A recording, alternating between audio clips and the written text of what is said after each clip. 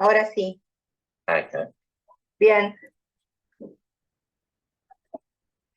Tengan todos muy buenas tardes. Estamos en el taller, en este caso, con Lorenzo Facorro para poder disfrutar de un taller de poemas y poetas. Bien, cuando desees, Lorenzo, por favor. Bueno, muy bien.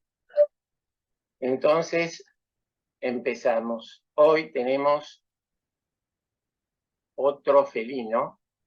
Voy a compartir la pantalla y vamos a hacer una pequeña introducción. Bueno, tenemos nuestra charla de este ciclo que tratamos de animales y poesía.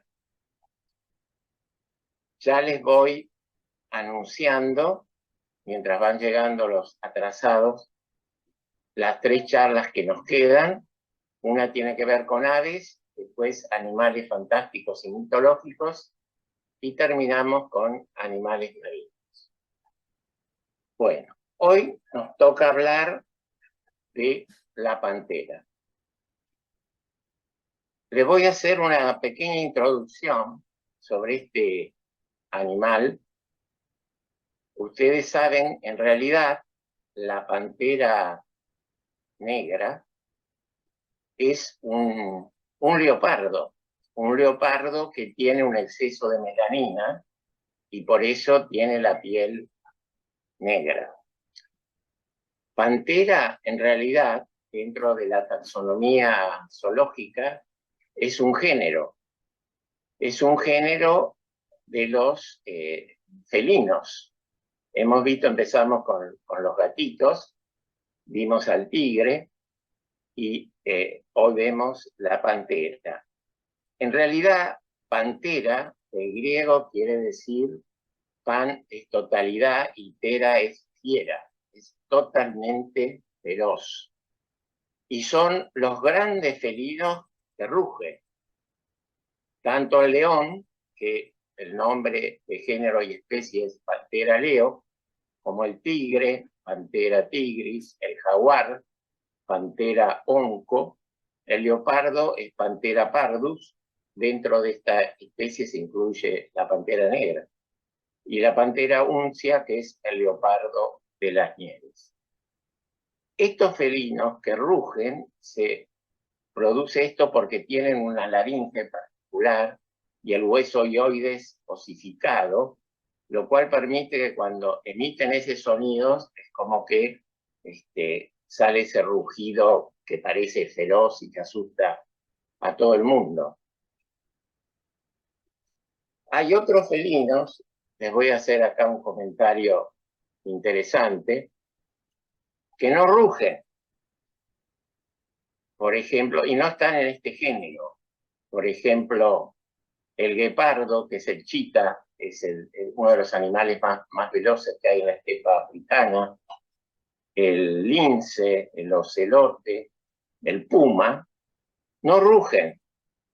Y aunque no me lo van a creer del todo, también tienen un sonido muy especial que lo conocemos de los gatos. Ronronean. O sea, no solamente el gato ronronea, sino también el puma, el ocelote, el lince. Bueno, estos animales de este género pantera, si tienen la piel negra, eso se llama melanismo. Es un pigmento que hay en la piel, que tienen muchos seres vivos, el hombre también, y que le da esa coloración negra característica. Por ejemplo, en la raza humana, los africanos tienen mucha melanina, por eso tienen la piel oscura.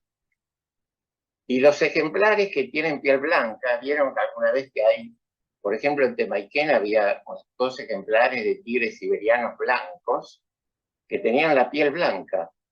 Eso se debe a que falta melanina. Y puede ser por una enfermedad que se llama albinismo, que también puede tener el hombre, leucismo, que es otra deficiencia de melanina, pero solo en la piel, no en los ojos y en el pelo, o una mutación genética. Bueno, les hago esta introducción. Miren nuestros grandes felinos Estos son los patrones de la piel que tiene. Por ejemplo, el león tiene la piel sin manchas.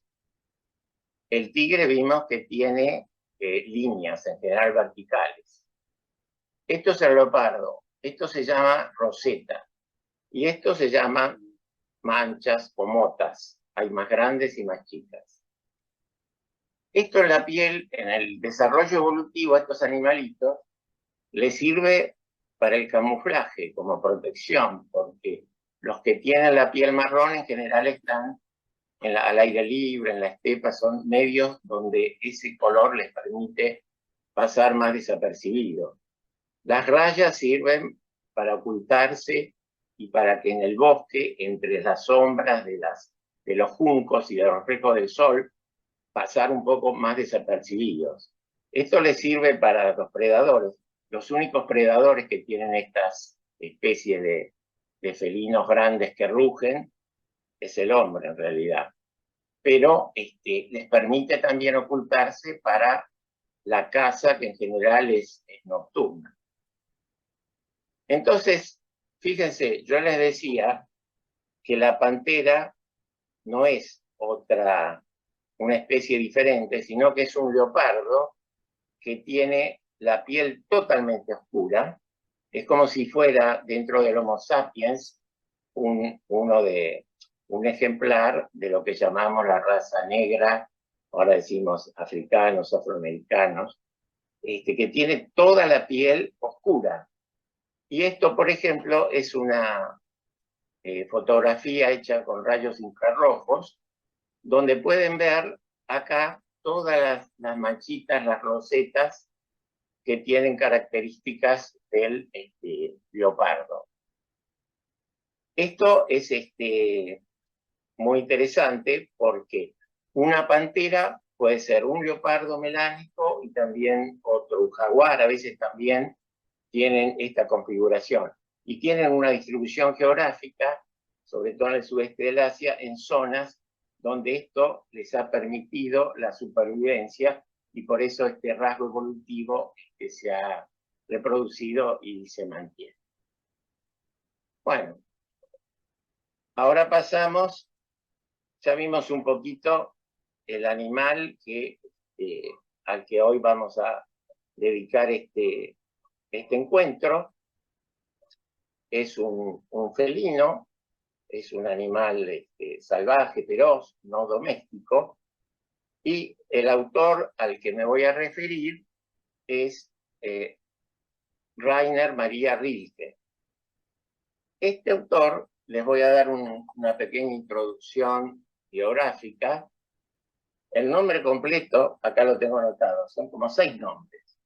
René Carl Wilhelm Johann Joseph Maria Rilke. Los conocemos como Rainer Maria Rilke.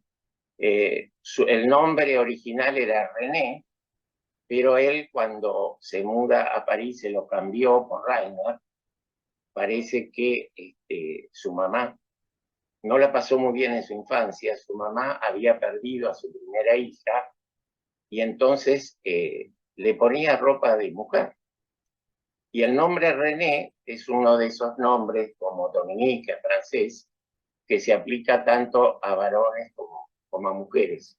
Entonces él, como eso le producía un gran desagrado, se cambió el nombre a Rainer, y con ese nombre lo conoció la posteridad, ¿no? Bueno, nació en 1875 y murió en 1926, o sea, vivió 51 años. La referencia de la época en que vivió es importante para entender su literatura. Esto es fin de siglo, y acá él conoció la Primera Guerra Mundial, ¿no? Nació en Praga. Praga en ese entonces correspondía a Bohemia, al Imperio Austrohúngaro. Actualmente pertenece a la República Checa, y lo que él escribió fue sobre todo en inglés y en alemán. No, en francés y en alemán. El francés fue su idioma de adopción cuando vivió en Francia, y el alemán era su lengua materna, ¿no? Acá lo tienen a nuestro poeta paseando por el jardín de plantas, el jardín botánico de París. Bueno, ahora les voy a mostrar este poema que él escribió sobre la pantera. Es un poema famoso, que es muy citado en la literatura, que pensemos que es a principios del siglo pasado, y nos está refiriendo, nos está presentando a un animal enjaulado, a un animal que no está en su hábitat natural, sino, como ocurría y sigue ocurriendo en algunos casos, en un lugar, en una jaula. Y él lo escribió en el año 1902, paseando por París.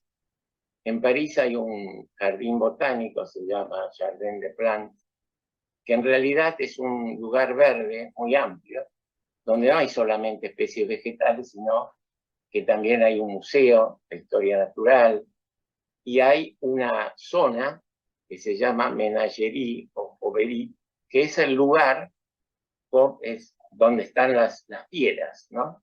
Y es como esos zoológicos que algunos de nosotros hemos visitado en algún tiempo y que ya están tendiendo a mantener a los animales en un espacio más abierto.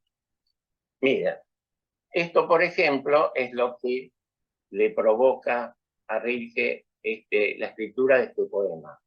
Acá tienen los animales en sus jaulas, en este lugar, en este jardín botánico de París. Hay un león, un tigre, y los pintores haciendo reproducciones como para que se conozca la anatomía y el aspecto de estos animales. Y esto es actualmente. Esta es la Oberie, o sea, la zona de las bestias, de las fieras, de los animales salvajes, y acá tienen la escultura de un león que está inmortalizado en el bronce, ¿no? Bien, entonces ahora vamos a leer el poema. Si alguien la vez pasada, noté que era muy tímido, que no había muchos entusiastas en leerlo, así que si les parece, si alguien quiere leer el poema, lo ponemos, si no, lo hago yo y continuamos con los comentarios. A ver. Bueno, están sonriendo, veo que sigue la timidez para esto. Entonces, les voy a hacer la lectura y después van a hablar ustedes a ver qué les parece este poema, esta producción. Si te parece, Lorenzo, leo. Ah, bueno, entonces Leticia va a ser nuestra lectora. Pantera. Muy bien. Bien. De tanto mirar entre las rejas, su mirada está cansada, que ya no puede ver otra cosa. Para sus ojos es como si hubiera 1000 rejas, y detrás de esas 1000 rejas ya no existiera nada. Camina en un minúsculo círculo, marcha suavemente con pasos vigorosos, en una danza ritual alrededor de un centro, donde su poderosa voluntad yace adormecida.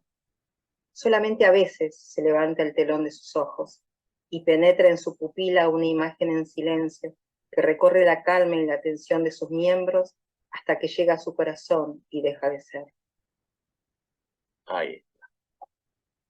Bueno, a ver, ¿alguien quiere hacer algún comentario a lo que dijimos y a lo que leímos? ¿Qué les parece que nos está mostrando o diciendo? Parecemos nosotros en la pandemia. Bueno, esa es una buena reflexión, porque en realidad tiene que ver con el ser humano encerrado, ¿no? Yo les mandé un texto donde les contaba algunas repercusiones en el cine de este poema, y también hay referencias a personas en una película con problemas cognitivos, que están como encerrados en esa enfermedad. Y también la referencia a la pandemia me parece oportuna. En realidad, en este caso, el pobre animalito no es quien ha tomado la decisión, ¿cierto? Sino que, bueno, es un tema que sería para debatir mucho, porque en cuanto a la necesidad o al sentido que tiene el zoológico, ¿no? Porque en su sentido, en algunos aspectos resulta sumamente meritorio, por ejemplo, porque a veces se estudia a la especie, se tienen los pequeños que nacen, se los alimenta, a veces se los cura, se los rescata de los lugares de la selva donde han estado. Y por ejemplo, hay muchos zoológicos en el mundo que ya tienden a tener a los animales en espacios más abiertos, no con barrotes, y que reproducen un poco el lugar, el ambiente donde ellos viven. Pero por supuesto, no es lo mismo. No es donde el animal vive en su estado natural, ¿no? A ver. Creo que son diferentes en el caso del cautiverio, en un zoológico la mayor parte es por entretenimiento. Y esto ya es actitud del hombre en no tener empatía con un mamífero, que en este caso, siendo nosotros mamíferos pensantes, no tenemos empatía con el animal. Y de observar en cuanto a observación para contribución de la ciencia o de lo que tenga que ver con la observación de un mamífero, lo más adecuado sería hacerlo en su medio. Y por otro lado, también es cierto que están en cautiverio cuando los cobijan de haber estado en trampas o haber sido casados, o en el caso de que la madre o el padre hayan sido casados o hayan sido puestos en cautiverio, tiene otro propósito. De por sí creo que él manifiesta también por parte del autor la empatía con este mamífero, y de alguna manera da la impresión que no está hablando de un mamífero que supuestamente no es pensante, sino que estuviera hablando del ser humano, que es lo que pasa cuando el ser humano se encierra, cuando tiene su propia fiera encerrada, ¿no? Por distintos motivos, ya sea por problemas o en una habitación, qué es lo que nos sucede, qué es lo que nos pasa a nosotros. Claro, muy bueno, muy bueno tu aporte, Leticia. Es cierto, y es interesante cómo cambian los tiempos, ¿no es cierto? Porque muchas veces uno se plantea también la historia de los circos, por ejemplo, que también eran animales feroces que estaban encerrados en una vida completamente, que va totalmente contra su naturaleza, y también con una intención de entretenimiento, ¿no? Y eso también ha evolucionado en los últimos tiempos, ¿no? Recién en la segunda mitad, diría yo, pasada del siglo XX, ha empezado a cambiar la estructura tradicional de los circos, ¿no? Y en todos los momentos, si nos remitimos, por ejemplo, a la historia, también ustedes recordarán los shows, los eventos del circo romano, cómo se utilizaban las fieras como espectáculo de lucha contra los cristianos o contra los presidiarios o los delincuentes. Y realmente es como que el hombre en eso ha tardado mucho tiempo en comprender y tomar una posición, como vos muy bien decís, Leticia, de empatía con el animal, que es un ser vivo como nosotros. Sí, EQ01 levantó la mano. A ver qué nos quieren decir. Activar tu audio. Pero no, ahí está. Ahí está. Bueno, buenas tardes a todos. Bueno, sí, yo creo que los circos y todo eso de encerrar a los animales es un poco como que el campo y la ciudad. O sea, traer un poco la selva o lo natural a lo que no es natural, como son las grandes ciudades, donde los chicos a veces no saben ni de dónde salen los frutos o cómo es un animal, porque bueno, ahora no me estoy refiriendo en la actualidad porque ahora tenemos de todo. Pero en la época de los circos creo que esa era la intención, ¿no? De que la gente vea un tigre y, oh, bueno, ni lo conocía por ahí por libro, por tele, por películas, ¿no? Era todo ir al circo y verlo en vivo. Así que, bueno, yo por suerte veo que eso está cambiando, porque lo de la pantera me entristece mucho, porque ella está ahí encerrada y no tiene un mundo. Mira afuera y no lo ve y está privada de su libertad, un animal que es totalmente libre, ¿no? Necesita tanto espacio como está acostumbrado. Claro. Bueno, gracias. Hasta luego. Bueno, muy bien. No, vos te referís, es cierto, a la intención didáctica que había, pero eso se veía más, por ejemplo, en los zoológicos que en el circo, ¿no? En el circo al pobre león tenía que saltar entre anillos de fuego o hacer alguna demostración que tampoco estaba dentro de lo que el león es natural en él, ¿no es cierto? Y bueno, ese es un tema que es cierto que, bueno, no todos hemos ido de chicos a los zoológicos y yo me encanta el pasear y mirar los animales y me leo en el cartelito la especie, las características y eso gracias a Dios, con el paso del tiempo y la tecnología, ahora tenemos pero una infinidad de videos y producciones multimedia, en cine, documentales, en su ambiente, donde vemos la maravilla de la naturaleza y nos asombramos de conocer y de ver a todos esos animales que uno piensa, porque el hombre tiene una mirada muy sesgada, pensamos que nosotros estamos acá y que todo está a nuestro alrededor y para servirnos y no hay nada más. Y en realidad la naturaleza tiene una variedad de especies sumamente diferente, diversa e interesante y que nos maravilla y que nos interesa conocerlo, ¿no? Muy bien.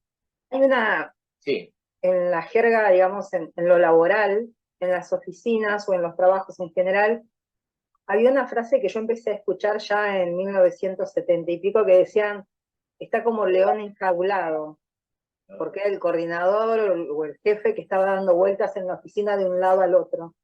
Entonces, de alguna manera, eso es lo que empecé a escuchar ya a los 77, 75. Lo que digo es, después con el tiempo, mucho no entendía por qué, porque no veía, para mí era un hombre, otra cosa es un animal, un león. Pero con el tiempo, digamos, la fiereza que se va implementando, noté que el hombre quizás tiene mayor posibilidad de superar toda esta parte animal o mamífera, poder domesticarla, pero sin embargo, realmente sí, termina siendo como un león enjaulado y la actitud de poder pensar y modificar para cambiar acciones no lo llevan a cabo.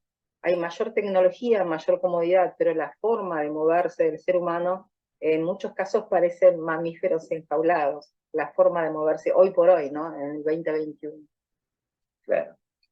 Sí, no, uno también refiere ahí el tema, es muy difícil, el tema también de la libertad, que tiene sus límites, ¿no es cierto? O sea, en realidad todos deseamos, queremos, disfrutamos de la libertad, pero siempre tenemos dentro de ciertos límites, que a veces nos pone nuestro propio ser, nuestro organismo, nuestra posibilidad. Hay cosas que no podemos hacer.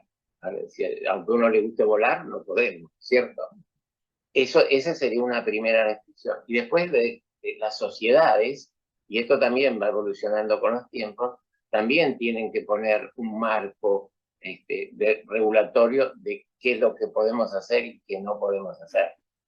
Y ese es un conflicto que se plantea en todas las sociedades humanas, ¿no es cierto? ¿Hasta qué punto puedo hacer lo que quiero o lo que puedo, ¿no? Pero es importante el hecho de sentirse libre, es como un acto de salud mental de la persona.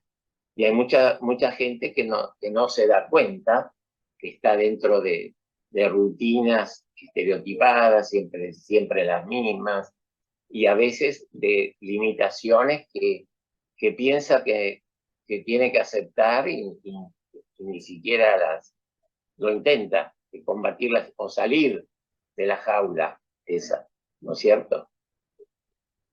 Así es. Bueno, ¿alguien quiere comentar alguna otra cosita?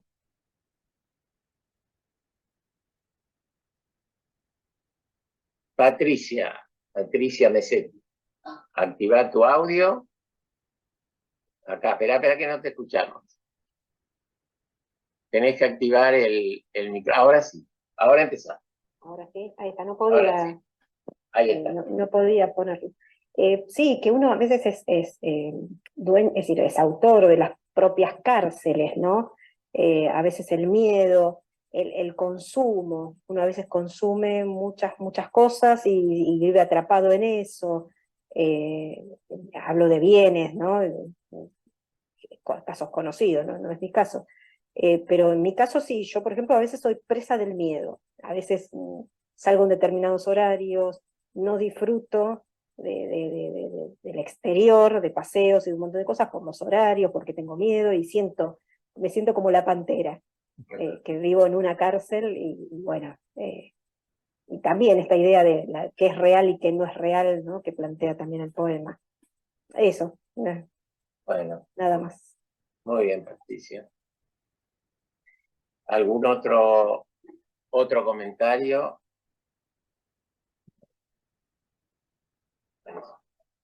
Sí, el tema es que eso que vos decís, como dijimos antes, también es un poco tu decisión, ¿no es cierto? Es como siempre, es cierto, a veces hay situaciones donde no se cierran, nos meten en la jaula, y a veces somos nosotros mismos los que nos enjaulamos, ¿no es cierto? Y lo del miedo, bueno, es una cuestión que está dentro de nuestro organismo, es la primera reacción de alarma o de cuidado ante lo desconocido, lo que nos puede dañar, y tiene una función importante en nuestra supervivencia, ¿no? Así que hay que manejarlo mientras no llegue a niveles digamos, exagerados o de patología, ¿cierto? Zulma, ¿querías comentar algo? Sí. Activa el micrófono, por favor. Sí, quería decir, bueno, son emociones básicas, el miedo, la ira, todo eso permite que el ser humano es como una forma de supervivencia, o sea, el miedo tiene la posibilidad de que la persona pueda reaccionar y escapar ante un peligro, reaccionar de manera distinta y que a lo mejor las fieras también lo tienen, pero bueno, estando en una jaula lo expresan, digamos, con esa forma primitiva de rugir porque bueno, también a pesar de que uno parezca que imponen miedo, ellos también deben tener miedo, seguramente, y lo expresan de esa forma. Claro que sí. Acá, otra vez, Mabel, creo que es Mabel, ¿no? EQ01, te conozco con el nombre, activa el audio y te escuchamos. No, hola, no, Rubén. Rubén. Somos dos, Mabel y Rubén. No, Rubén y Mabel, no aprendí okay. siempre. Sí. Quería compartir esto en el tema de privar de la libertad, o sea, el animal se priva de libertad sin su o sea, no queriendo, o sea, no, claro, no compartiendo. A mí me pasó algo parecido en otra época. Yo tuve que hacer el servicio militar y me subieron a un avión y me bajaron en Comodoro Rivadavia. Cuando llegué allá, no entendía nada. Tierra, polvo y estaba gente bajita, ¿viste? No había. Llegamos a otro piso, llegamos a China. ¿Qué es esto? Bueno, el tema de estar perder un tiempo sin hacer nada, ¿viste? Un año y pico ahí. Por suerte se eliminó ese calvario para los jóvenes, porque no aprendes nada. Aprendes a ser un vago y eso no está bueno. En cambio, la Pantera es esencial en sí mismo y mantiene su forma de ser. Yo comparo eso con aquella experiencia, ¿no? Un poco negativa. Gracias, grupo. Muy bien.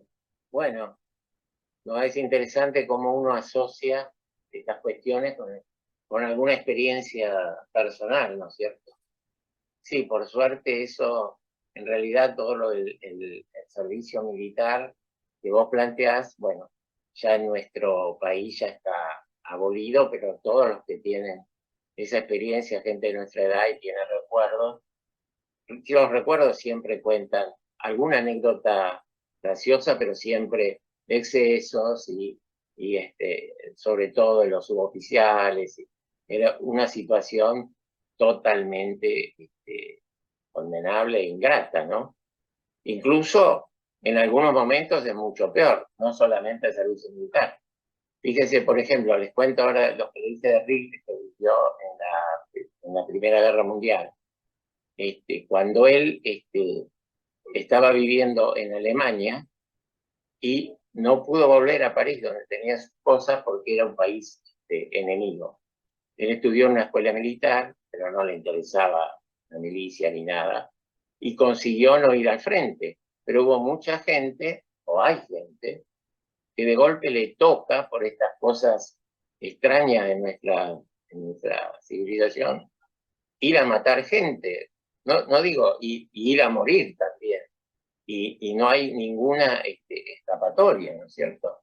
Lo cual es también una situación donde estamos encerrados, no en una jaula, pero sí en un destino que no hemos elegido, ¿no? ¿Quién había levantado la mano? Vi por ahí, no sé si Zulma quería. Zulma. Sí, Zulma. Activar el audio. Ahí está. Sí, hablando, digamos, en líneas generales, el servicio militar siempre quizás se dimensiona más el aspecto negativo, pero yo creo que en algún punto también a los chicos que vivían en el interior les permitieron en algún punto poder, no sé, acceder a lo que sería la alfabetización, a tener controles de salud. Si bien uno no deja de mirar que habrá habido excesos como en todos los ámbitos, siempre el equilibrio es muy delicado y fácil de conseguir, difícil de conseguir, mejor dicho. O difícil de poderlo mantener en el tiempo. Pero también hay aspectos positivos, como para no dar todo, como decir, una imagen oscura. Hay blancos también, como en todas las cosas, siempre hay, como decir, variaciones. Es eso, ¿no? No, es muy bueno lo que vos decís, porque yo también conozco, por ejemplo, el caso de una persona que terminó siendo piloto de aerolíneas exitoso, y él dice, yo esto lo aprendí en el servicio militar, porque lo hizo con la aeronáutica, y empezó a interesarse por los aviones, hasta pudo hacer algunas horas de vuelo. Y yo creo que es como todo, es como cuando hablamos del zoológico. Tiene aspectos, como todo, tiene grises, aspectos positivos y aspectos no tan positivos. Y también depende de la manera en que se organice y se haga la actividad, ¿no es cierto? Más que un servicio militar, en algunos lugares, por ejemplo, en una época, yo estuve viviendo en Alemania, y ahí había la objeción de conciencia, o sea, había gente que trabajaba conmigo, técnicos, que podían negarse a hacer el servicio militar por una decisión propia, ¿no? Se llamaba objeción de conciencia. Pero tenían que hacer un servicio civil. O sea, esa gente las mandaban un año y por eso estaban en el hospital trabajando de técnicos y cumplían ese año como un servicio para la comunidad, ¿no? O sea que todo depende de cómo se organice, ¿no? Y de cómo se haga. A veces es cierto, todos tenemos que ver blanco o negro, ¿no? Y hay grises y hay matices en todas las actividades, ¿no? Bueno. Sí, yo coincido, digamos, en un punto también con lo que comentó Zulma. Yo hice el servicio militar y me tocó hacerlo en un batallón donde, digamos, muchos de mis compañeros venían del Chaco santafesino y de la provincia del Chaco, del Monte, y unos cuantos de mi compañía, que éramos 80, yo creo que como 15 fácil, eran analfabetos. Y además tenían gran parte de las muelas podridas. Y bueno, cuando terminó ese año largo que me tocó hacer, todos los muchachos que eran analfabetos salieron leyendo y con las muelas en mejor estado. O sea que de todo en la vida se puede hacer un balance de lo bueno y lo malo, ¿no? Claro. No más. Sí, muy bien. Incluso algunos aprenden un oficio también. También, sí, sí. Bueno, y además de organizar, digamos, de tener un poco una rutina de levantarse temprano, acostarse temprano, bañarse todos los días. Muchísimos de ellos no conocían lo que era una ducha, por ejemplo. Y bueno, ahí lo conocieron. O sea que, bueno, esas, digamos, podría estar dentro de ese balance que todo en la vida, digamos, tiene, ¿no? Su parte, su lado positivo, su lado negativo. Sí. Rubén, ¿querías agregar algo? Rubén y Mabel, sí. A ver, ¿Sí? no, Mabel. No, que me alegra mucho lo que dijo Jorge, porque es lindo escuchar cosas buenas en este país, ¿viste? Porque yo creo que todo tiene que ver con el país.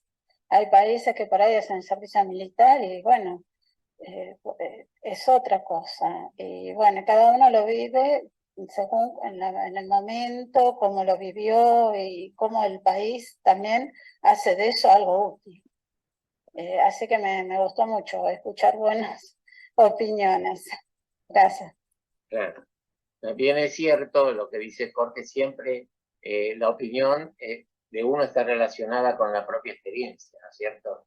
Es como cuando uno le dice en este lugar es lindísimo para irse de vacaciones y vas y llueve 3 días seguidos. Entonces el fin de semana ya vos pensás, bueno, al final no era tan lindo. Y creo que es eso un poco, la experiencia de Rubén en el servicio militar no fue la de Jorge. Y es eso, cada uno lo mira y lo cuenta desde su punto de vista y desde lo que le pasó.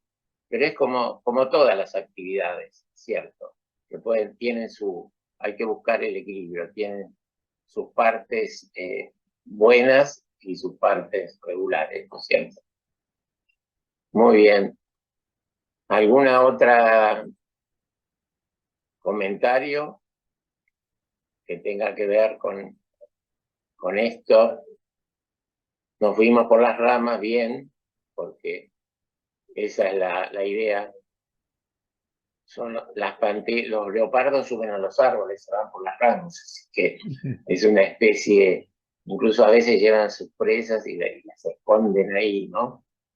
Y se ocultan entre las ramas. Así que bueno, nos fuimos por las ramas y bueno, y está bien, porque es qué tipo de resonancia les provoca esta lectura. Leticia.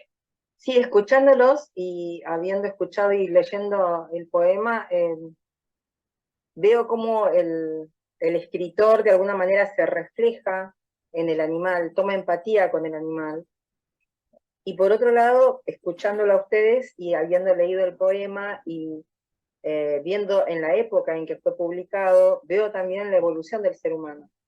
de la sociedad, en este caso de tomar a un mamífero como entretenimiento, y cómo a partir de tener mayor capacidad o mayor orden, el ser humano dirige y rige sobre la vida de otros, pero eso también cómo va evolucionando, y hoy por hoy, por ejemplo, el jardín, el zoológico en Capital Federal no está, se está buscando que el animal tenga más espacio.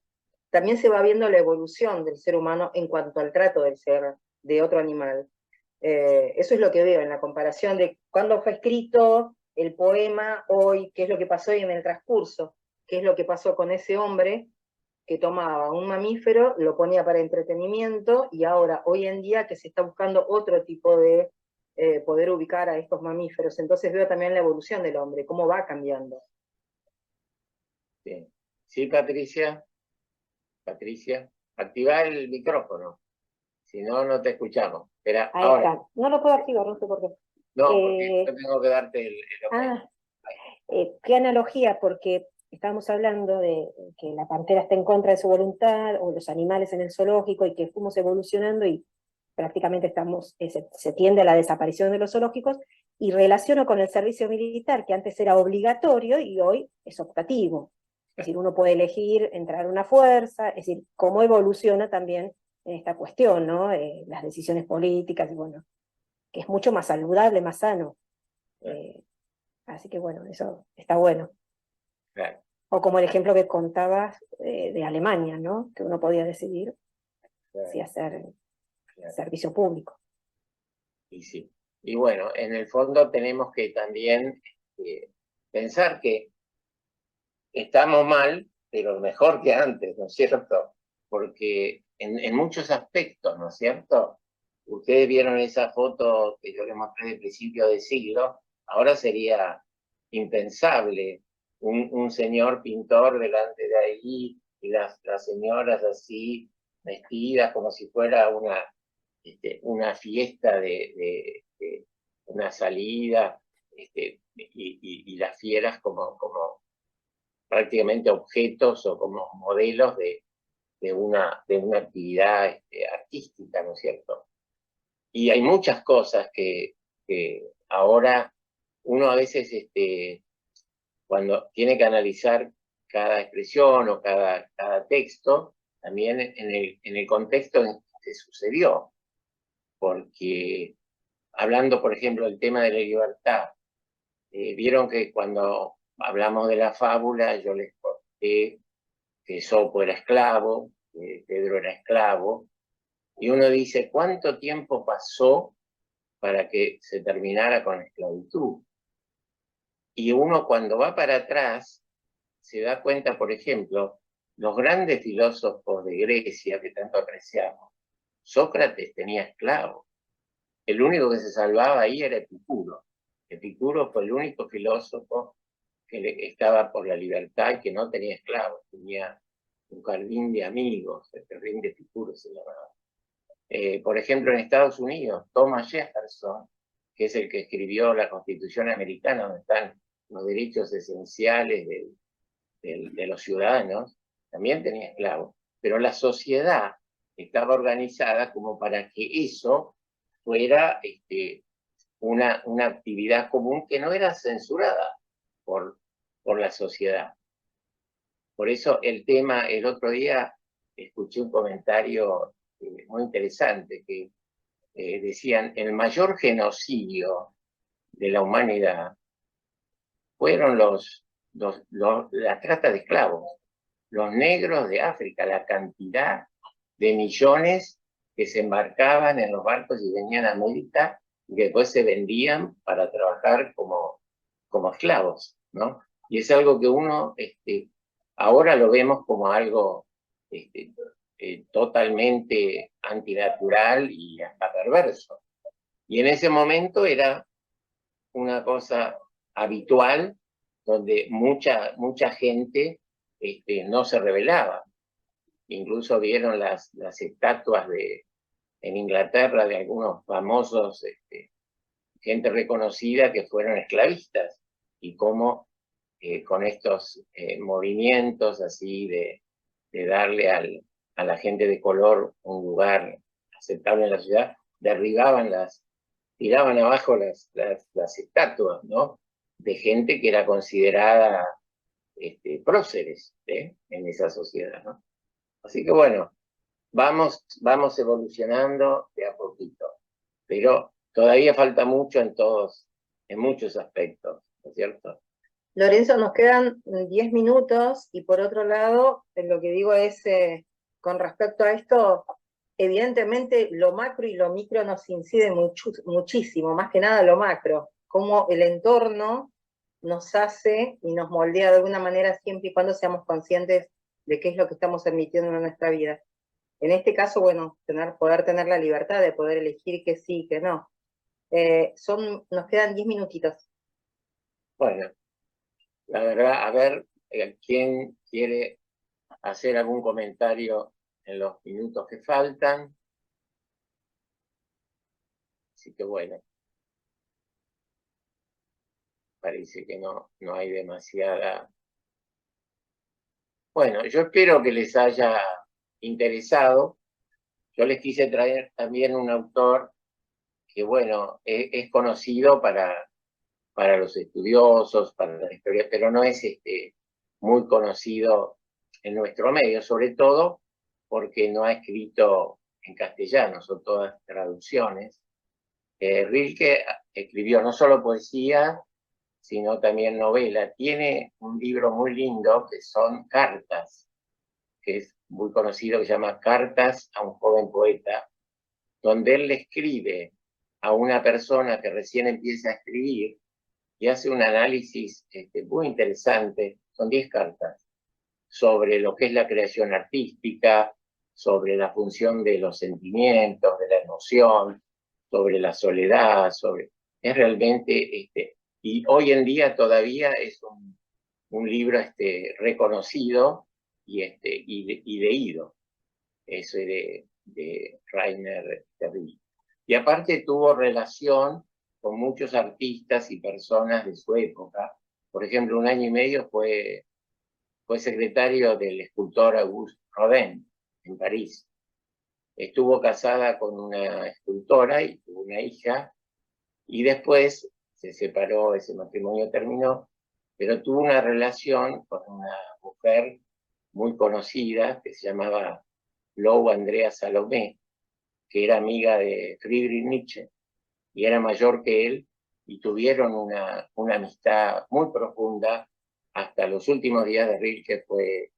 Luego Andrea Salomé fue su amiga y lo acompañó también en sus últimos años, porque él enfermó de algo, ahora se piensa que fue una leucemia, enfermó y falleció bastante, bueno, a los 51 años, ¿no? Para nosotros, un pibe, ¿no es cierto? Sí. Bueno, ya estamos a punto de cerrar, hablando de esto de, para nosotros un pibe.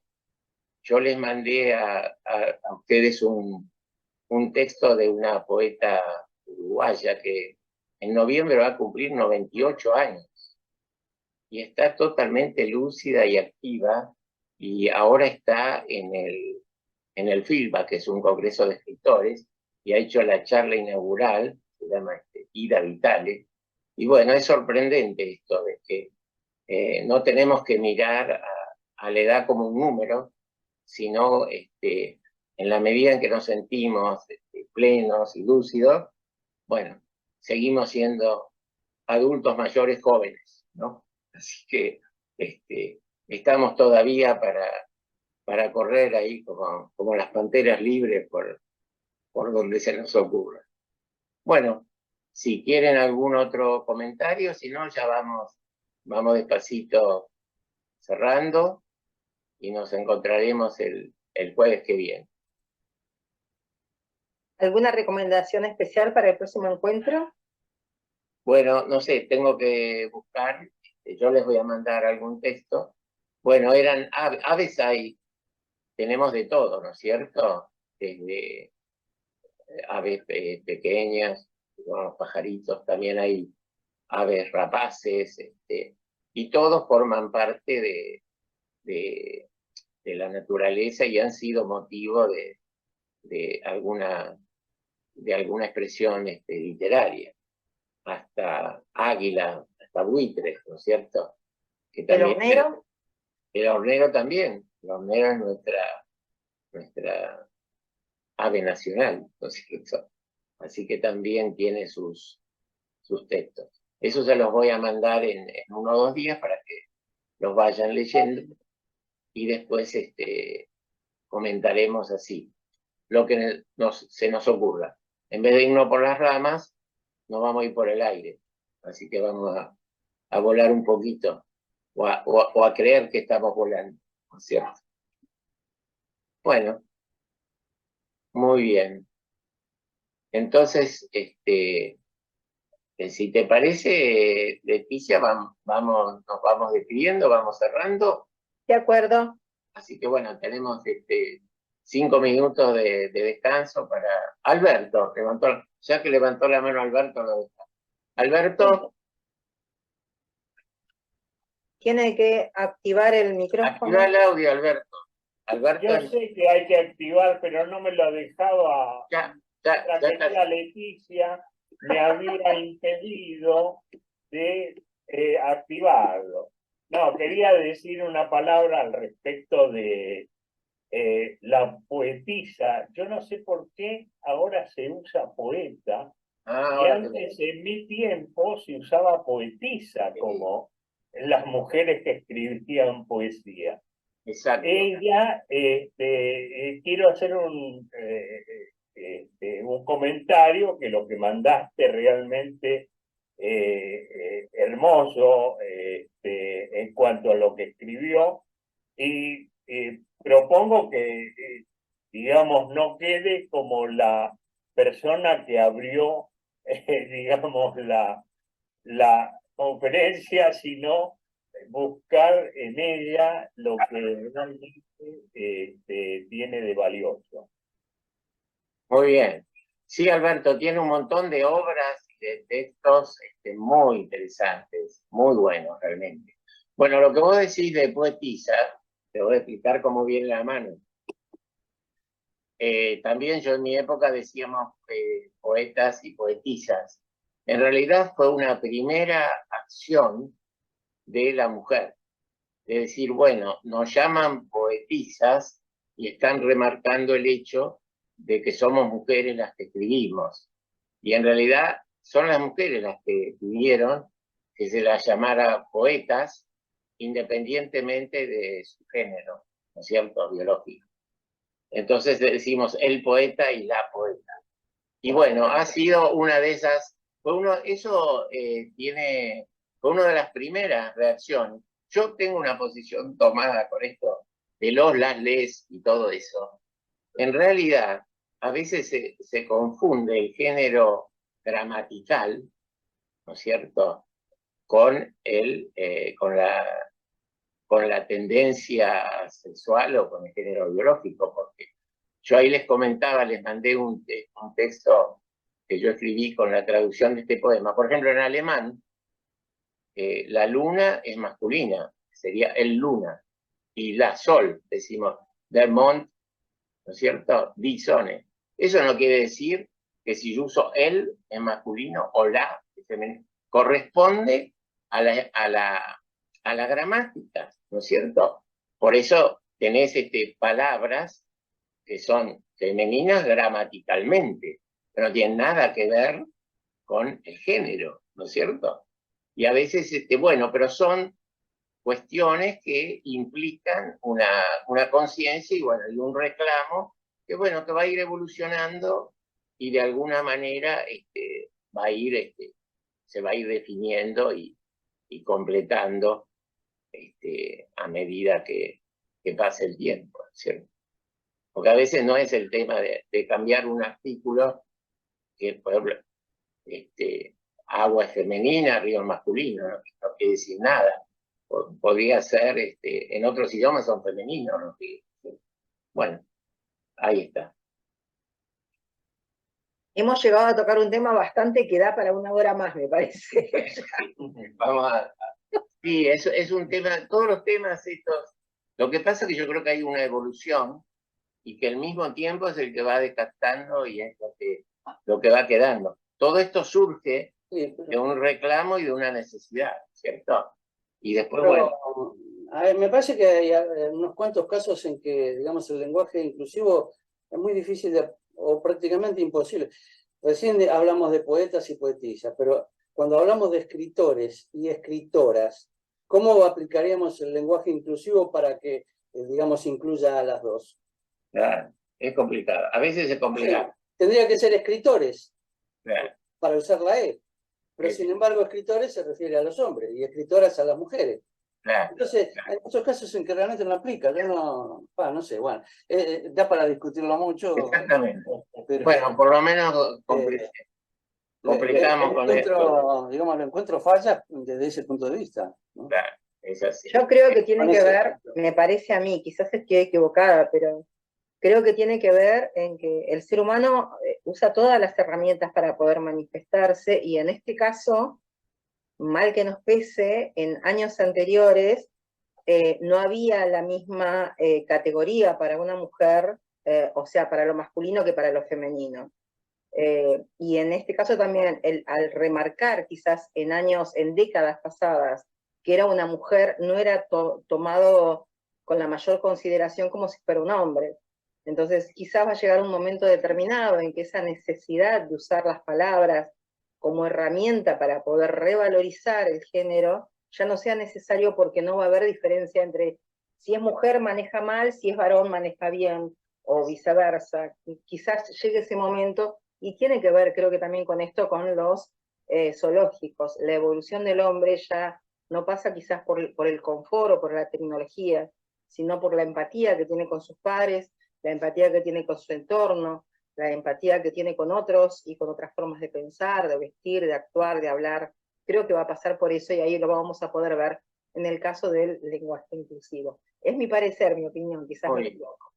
Bueno, yo para cerrar les hago un comentario en el caso.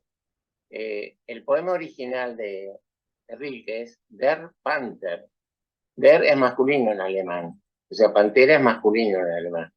Y muchos se han preguntado si el ejemplar era una pantera macho o una pantera hembra.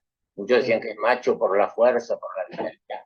Pero nosotros no decimos el pantera, ¿no es cierto? Y la pantera, si ponemos la pantera, indirectamente estamos pensando que es una hembra.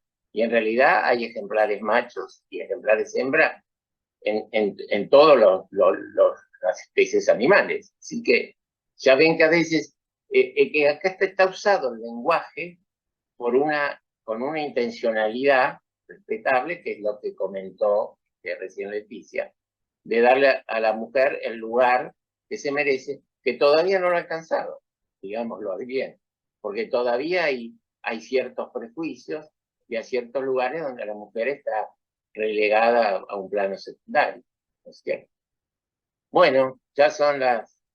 Así Nos que hemos bueno, pasado, sí, ya hemos pasado. llegado. Gracias, Lorenzo, lo estaremos viendo el próximo jueves a las 15 horas. Tratemos de estar y de participar, obviamente, porque nos vamos con mayor conocimiento y posibilidades de debatir durante el fin de semana con nuestros conocidos. Un abrazo grande, gracias, Lorenzo. Bueno, gracias a todos.